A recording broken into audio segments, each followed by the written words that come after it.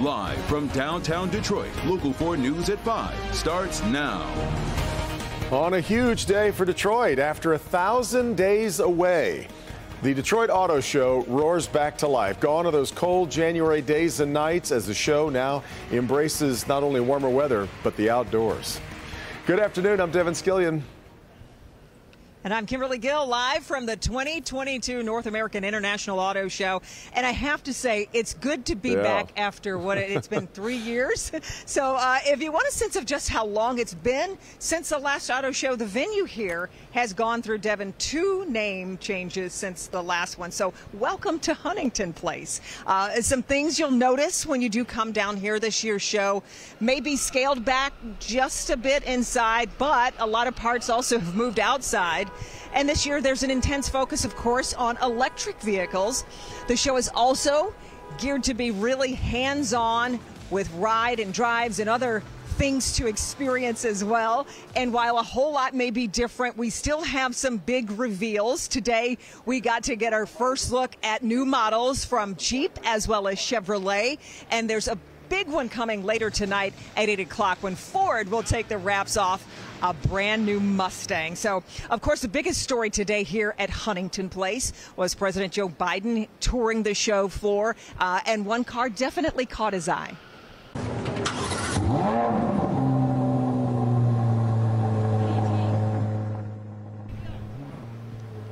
Okay, Mary Barra got the president in the driver's seat of a brand new Corvette, and he started up the engine. It's important to note, too, the president already actually owns a classic Corvette, so he's a self-proclaimed car guy, he says. Let's get to Rod Maloney. He's somewhere here on the floor following the president's visit tonight. Hi, Rod.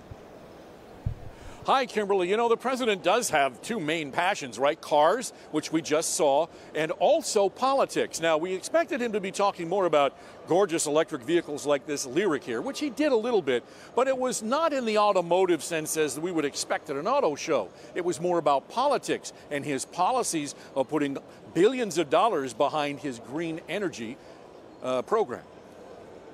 All told, my administration is investing more than $135 billion to advance America's electric vehicle future. Our infrastructure law is also helping to make it in America and win the economic race of the 21st century. The president's legislative agenda has been all about the federal government jump-starting domestic chip making, transitioning to green energy, and giving a leg up to boost adoption. Look, folks, the Great American Road Trip is going to be fully electrified. Whether you're driving coast to coast along I-10 or on I-75 here in Michigan, charging stations will be up and easy to find as gas stations are now. The industry is responding in a big way. Today, Jeep announced a new Grand Cherokee and a new Wrangler Willys Edition, both new 4-wheel drive electric vehicles due out in the next couple of years. Still, considering electric vehicles amount for less than 5% of all auto sales, there are some who believe the president's goals are entirely too optimistic. While Autoline analyst John McElroy agrees, he says it's important for the industry to continue aiming that high. I think by 2030, this is my opinion, 1 out of 3 vehicles will be electric. Still a big number. That would mean 6 million a year. But if the president said, okay, let's make it 1 out of 3 by 2030, it wouldn't happen. So the president has left the building, and this we know because, well, we're here. We had to leave the building for much of the day, which kind of helped tighten up our work situation a little bit. But there is so much to see here, and we're going to show you that coming up on Local 4 News at 6. Back to you.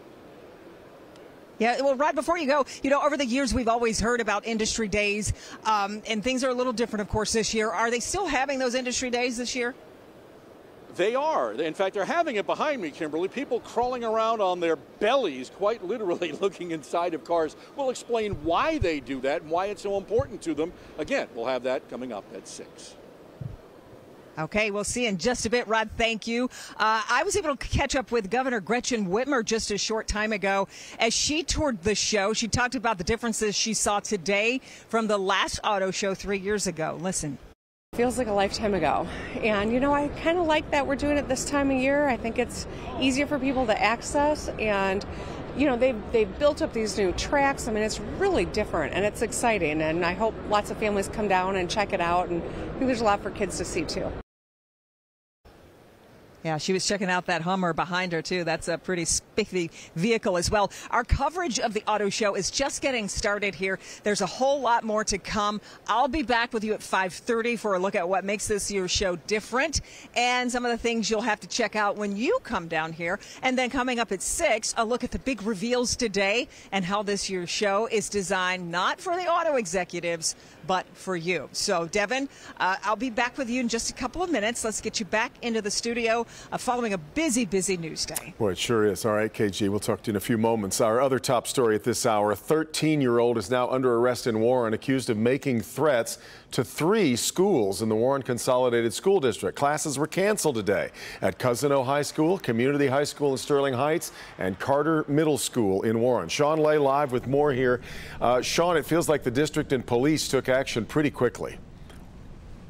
They did, and luckily someone saw these threats made on Twitter around 12:30 this morning. Hours later, that 13-year-old was tracked down. Tonight, he's charged with a felony. Our detectives immediately started working on this case this morning, and in less than 12 hours, we have a 13-year-old juvenile in custody.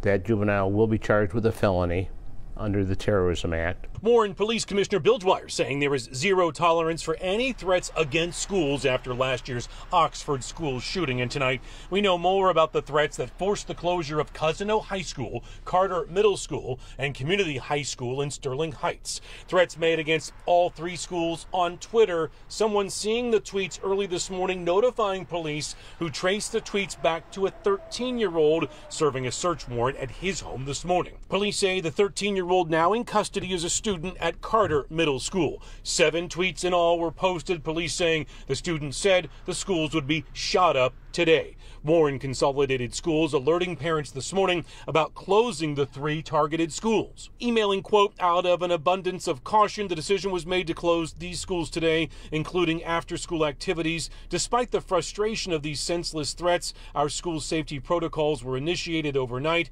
and we were able to respond accordingly. For a young person to disrupt a school, disrupt the community, it's just not going to be tolerated.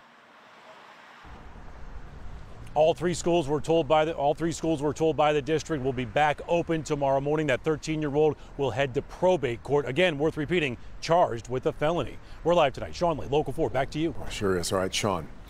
Meanwhile, a barricaded situation ends peacefully on Detroit's west side. That started this morning when state police say a car linked to a recent murder was spotted on a freeway with the driver reportedly pointing a gun at other cars. Officers followed the vehicle to a home in the area of Joy and Grandmont. It was declared a barricaded situation as a precaution, but that meant people in the area were told to shelter in place. 2 people ended up being taken into custody. There were 9 people inside the home, and they are being interviewed by police. All right, let's get to the weather now, which is doing a nice job of speaking for itself today. A beautiful day again in Metro Detroit, Kim. I mean, it's one day after another. Yeah. It has just been beautiful outside right now. Blue skies downtown. Temperatures are warmer than they were yesterday. 83 in Detroit, 81 in Ann Arbor. The only cool spot right now, Port Huron. I'll show you why in just a moment. But right now, the thumb is a little warmer than, cooler rather than the rest of Metro Detroit. It's 78 in Mount Clemens, 83 at City Airport and at Metro Airport, 81 in Ann Arbor and in Monroe. The reason why it's cooler up to the north is they've had some clouds, something called a backdoor cold front. It's coming off of Lake Huron, and it's just causing some clouds. It's not going to produce any rain or anything like that. We've got a nice ridge of high pressure with some dry air, so those clouds will thin out as we go through the overnight hours, but you can still see them a little bit here coming again across Lake Huron. Mostly pleasant this evening if you're headed out and about. It does get a little cool by midnight with temperatures in the 60s, but cool is not a word I'll be using for the weekend. We'll talk about that coming up in the forecast. Today in London, tens of thousands of people crowded the streets to watch the solemn procession of Queen Elizabeth's coffin as it moved from Buckingham Palace to Westminster Hall. Bree Jackson in London tonight on the Queen's final voyage. People from across the world are gathering here to honor Queen Elizabeth II. Those I spoke with remember her as a dedicated leader who inspired generations. A somber and historic day. Queen Elizabeth II departed Buckingham Palace for the last time. Her coffin accompanied by royal family members including King Charles, Princes William and Harry.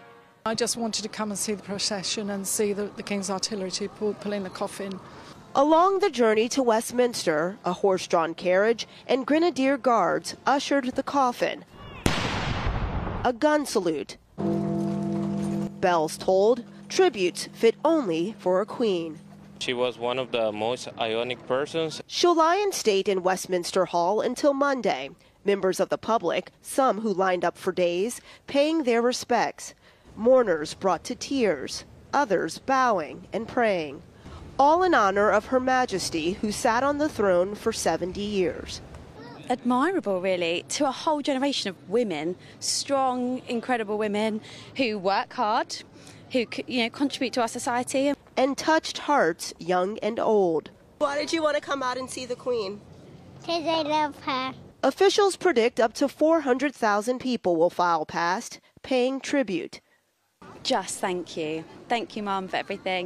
Gratitude for a life of noble service and a final farewell to the Queen. Public visitation is underway for 24 hours a day until Monday morning, with some likely to wait up to 30 hours to pay their respects to the Queen. In London, I'm Bree Jackson for Local 4.